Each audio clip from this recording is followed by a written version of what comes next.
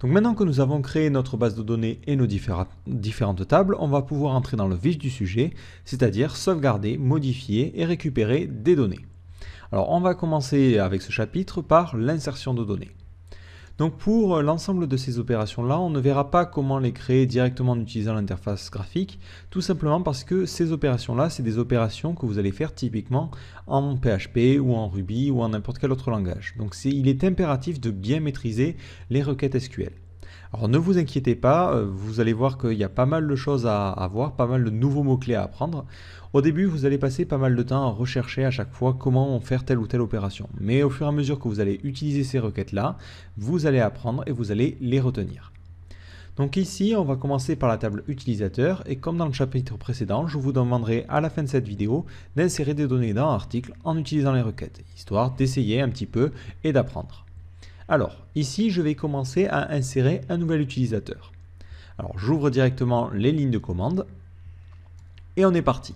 Alors, pour insérer des informations dans une de nos tables, il faut taper insert into suivi du nom de la table à utiliser parce que là, on ne sait pas encore sur quelle table on est. Et ensuite, on fait values. Donc moi, je vais à la ligne pour plus de compréhension, mais il n'y a pas de notion de ligne, hein. Vous pouvez tout taper sur une seule ligne. Et au niveau des valeurs, on va mettre entre parenthèses chacune des valeurs.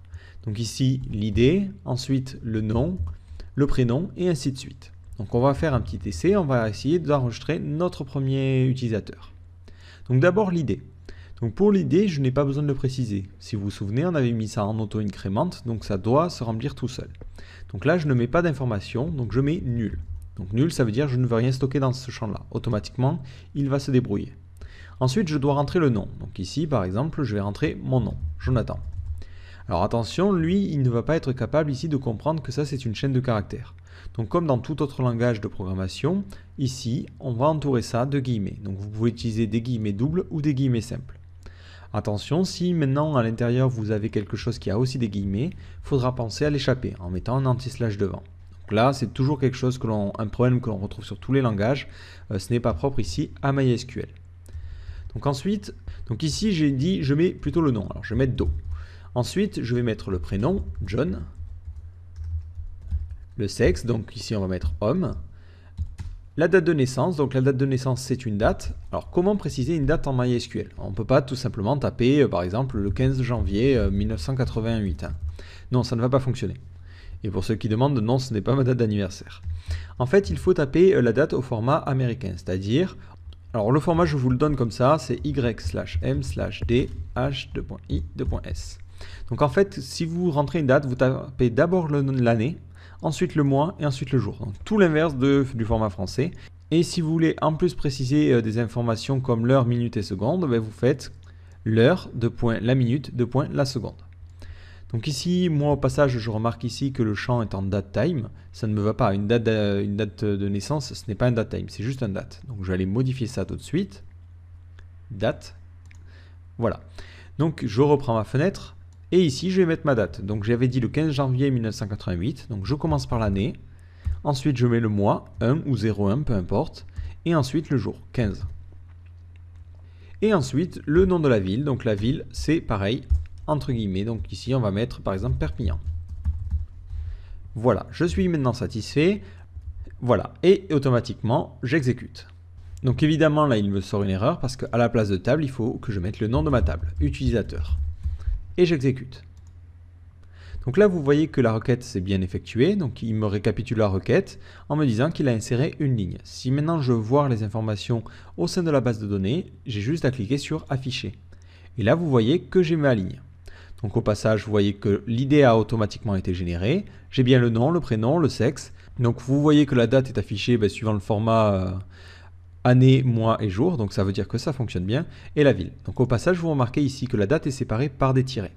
Donc en fait ici, au niveau de la date, il est important juste de bien séparer. Donc soit par des tirets, soit par des slash. Automatiquement, lui, il sera capable de se débrouiller là. Mais vraiment, toujours mettre année, mois et jour. Et vous voyez que ça a bien fonctionné. Donc maintenant, qu'est-ce qui se passe si je veux rentrer d'autres utilisateurs? Je serai obligé de recopier à chaque fois cette requête-là. Si par exemple je veux insérer John Doe et John 2 à la fois, à chaque fois ça m'oblige à me répéter, en n'oubliant pas évidemment de mettre un point-virgule entre chaque requête. Ça, c'est un petit peu contraignant, mais rassurez-vous, on peut directement enregistrer plusieurs lignes à la fois. Donc pour cela, au niveau de values, vous mettez votre première valeur, virgule, la seconde. Donc ici, je vais faire comme ceci, voilà. Et comme ça, automatiquement, ça sauvegardera la première valeur et la suivante.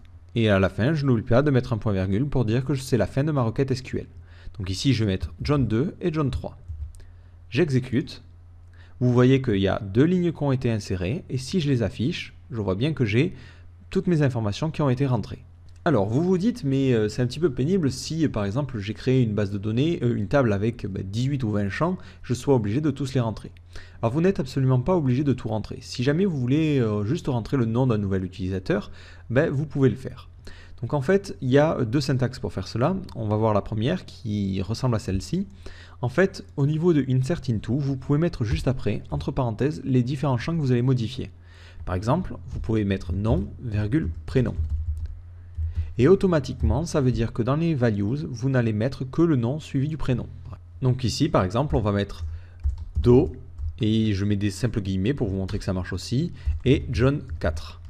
Automatiquement, toutes les autres valeurs, soit il va les laisser vides, soit il va mettre la valeur par défaut comme ce qu'on a vu. Donc si maintenant j'exécute cette requête-là, vous voyez que l'enregistrement se fait bien, et si j'affiche, vous voyez que pour cet utilisateur-là, John 4, il n'a enregistré que le nom et prénom. L'ID, il a été automatiquement calculé. Le sexe, on avait dit comme valeur par défaut que c'était homme.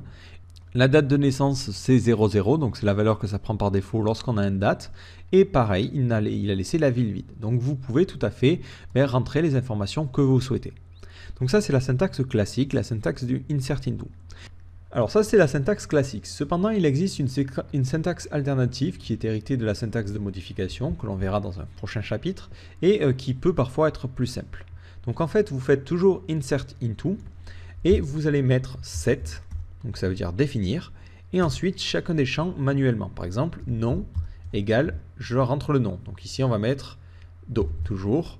Ensuite, virgule, le prénom. Prénom égale, et ici, pareil, je vais mettre John 28 par exemple, et ainsi de suite. Et comme ça, vous pouvez préciser seulement les champs dont vous avez besoin.